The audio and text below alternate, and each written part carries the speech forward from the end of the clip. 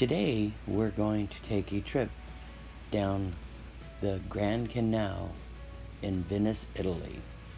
And I want to preface this by saying I don't know a lot of the words. I don't speak Italian, and so some of the words I'm going to have trouble pronouncing.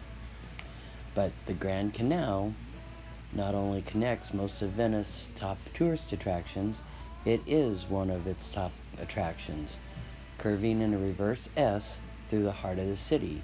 It is also Venice's main street, always busy with traffic that includes everything from gondolas to barges carrying produce to market.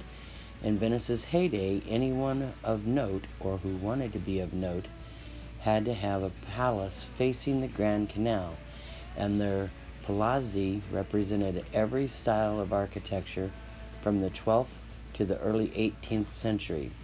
The best way to see and appreciate all these grand palaces is from the canal itself, as their facades face the water. Viewing these palaces at night after the lights go on in the glittering interiors is one of the favorite things to do on a Venice at night. The attractions that I'm going to show you today are in order. If you travel from San Marco to Ponte della Constazione at the other end of the Grand Canal. You can ride the entire length of the Grand Canal on a Vaporetto, Venice's floating public transportation system from San Marco to Port Roma. You can also do a motorboat tour with a guide who can not only point out the palaces you'll pass, but pass slowly and pull closer for better views. There are several options. Now, you can also travel in a luxury motor launch into less visited parts of Venice. Perhaps you've always dreamed of gliding along the Grand Canal in a gondola, and that is certainly an option, but it's not the best way to see the palaces along the banks. With so many larger vessels speeding past and blocking your view, you'll actually get a better look, if quicker, view from the Vaporetto. Better to save your gondola ride for the romantic little back street canals.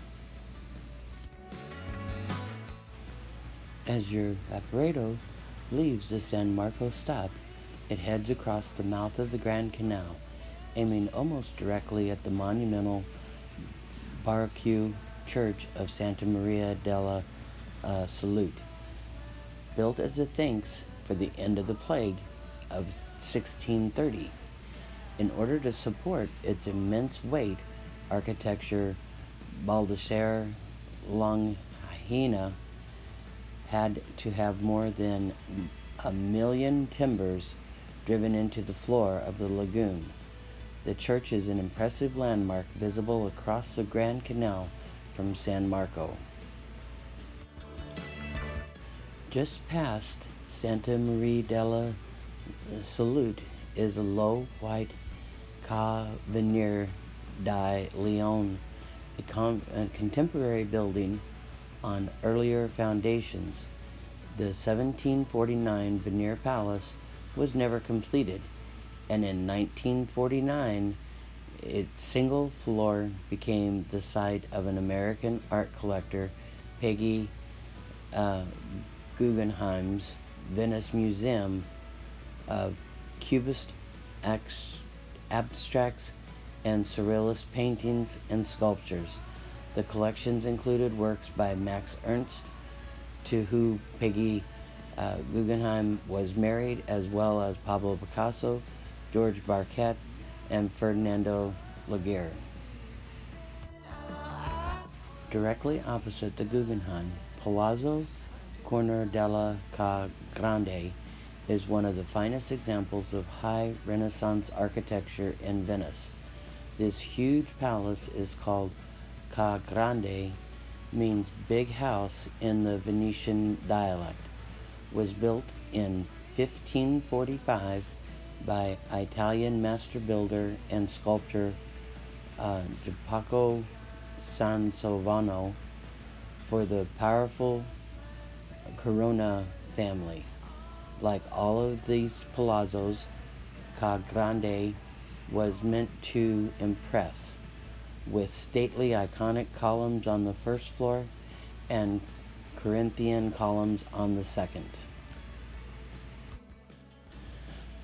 For centuries, Ponte di Rialto was the only bridge over the Grand Canal, until in 1854, the Austrians, who had occupied Venice since 1815, erected a small iron bridge connecting San Marco to Dorsoduro. It was replaced by a temporary wooden bridge in 1932, but proved so popular with Venetians that it was never replaced by a stone one as intended. At its Dorsoduro ends is a Venetian's finest collection of arts, the Accademia, in the former 16th century monastery of Santa Maria del Cerreto. On the opposite bank, the three-story Palazzo Grazi's facade shows both Baroque and classical features, the last palace built on the Grand Canal before the Venetian Republic's collapse in 1797. It was constructed from plans by Giorgio Massari, and that used a ground plan unusual in Venice, with four wings around a rectangular courtyard. When the Fiat Motor Company acquired the palace, extensive restorations and renovations, including covering the courtyard, which along with the rest of the palace is used for exhibitions. The building is interesting for its harmonious blend of the original neoclassical and modern architectural systems. On the left, as the canal begins its long curve to the right, the massive Ca' Resinco is the work of two famous architects, begun in 1660 by Baldassare Longina, and the greatest Baroque architect in Venice. It was completed nearly a century later by Gregorio Massari. Today, it houses a museum of the 18th century Venice, where you can get a fascinating glimpse of the Venetian life on the Rococo period. Its 40 rooms show the sumptuous decorative styles and furniture, which include the Chianeserie and lacquer furniture so popular at that time. There are Venetian porcelain and pottery bronze puppets and original 18th century Venetian costumes. An 18th century pharmacy has been meticulously reconstructed, and a theater is on the third floor.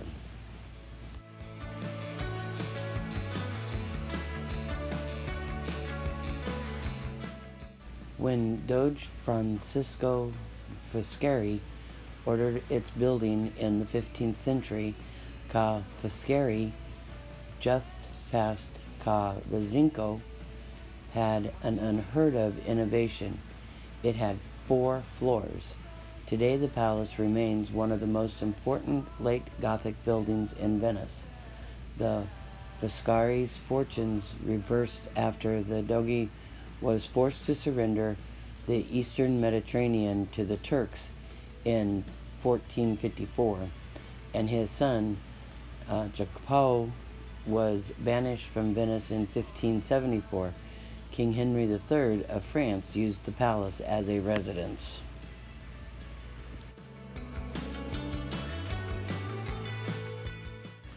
As the Grand Canal begins to straighten again, the familiar form of the Rialto Bridge comes into view ahead, although it's hard to take your eyes off the palaces that continue to line either side. The first wooden bridge was built here as early as 1180, later replaced by a drawbridge which collapsed in 1444 when a large crowd gathered on it to watch the boat procession. Almost 150 years later, in 1588, the Venetians built this stone bridge designed by Antonio de Point.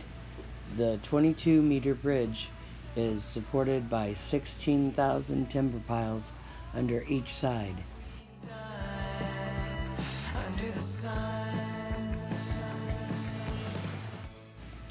Dating only from 1907, the market hall for fish sellers on the left past the Rialto Bridge was built in the Gothic style with delightful carved catapults supporting its arches. Stone fish and other sea creatures look down on the morning hubbub as chefs and housewives vie for fresh-caught seafood. Although it is a comparatively modern building, it was constructed according to the centuries-old method on more than 18,000 larch wood piles. On the right bank, one of the most beautiful sights on the canal, Ca d'Ora, is Venetian Gothic at its most perfect. Although it has lost its original rich paint, the gilding that gave rise to its name, House of Gold, the marble filigree work of Bartholomew Bond.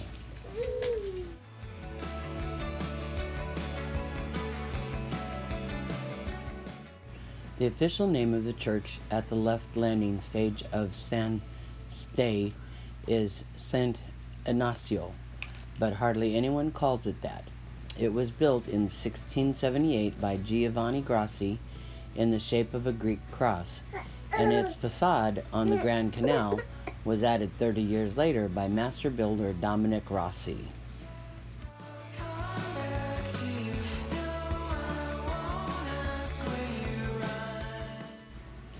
This oddly restored building, almost opposite Palazzo Vendramin Cagliari, was originally a palace dated from the 9th century and one of the oldest in Venice.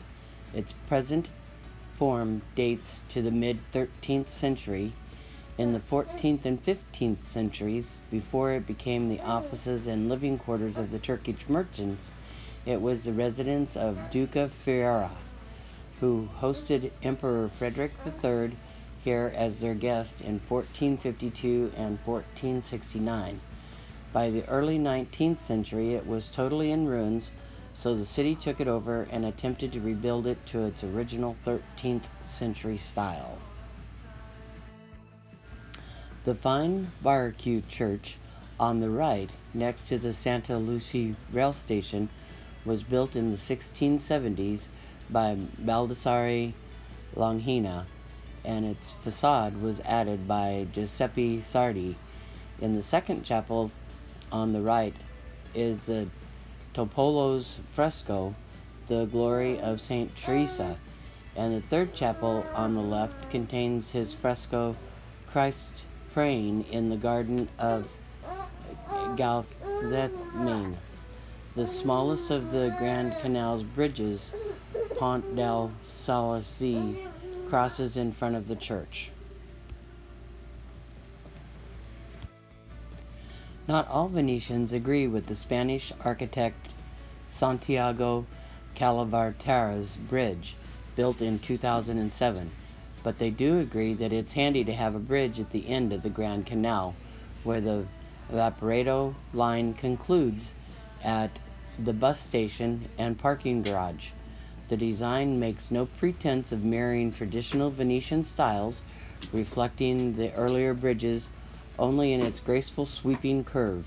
The steel and concrete structure is faced in a combination of Estrine marble and glass, and like Calaverte's work elsewhere, has become an attraction of its own.